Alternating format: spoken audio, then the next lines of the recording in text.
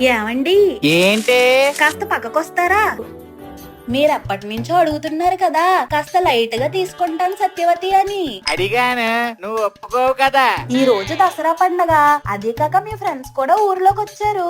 వాళ్ళతో కలిసి ఎంజాయ్ చేసి రండి. కానీ ముందే చెప్తున్నా, 2 పెగ్గల కంటే ఎక్కువ తాకూడదు. ఆహా సత్యవతి, చాలా థ్యాంక్స్.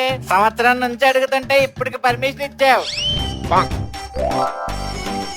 ఒరే వీరబాబు, మన ఫ్రెండ్స్ అందరినీ తీసుకుని ముందే బార్కి వచ్చేసేయండి.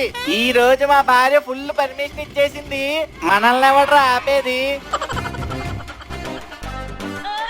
ఏంట్రా దసరా పండగ రోజు షాప్ క్లోజ్ చేసావు? అసలే పండగ రోజు మనకి చొక్కా ముక్క లేకపోతే ముద్ద దిగదహ. త్వరగా షాప్ ఓపెన్ చేయి. ఈ రోజు దసరా మాత్రమే కాదు, అక్టోబర్ 2 గాంధీ జయంతి కూడా. గాంధీ జయంతి రోజు వైన్ షాప్ క్లోజ్ అని తెలియదా? సత్యవతి, ఈ రోజు గాంధీ జయంతి కదా, షాపులన్నీ క్లోజ్ లో ఉన్నాయి. పర్మిషన్ కాస్త రేపటికి ఎక్స్టెండ్ చేస్తే.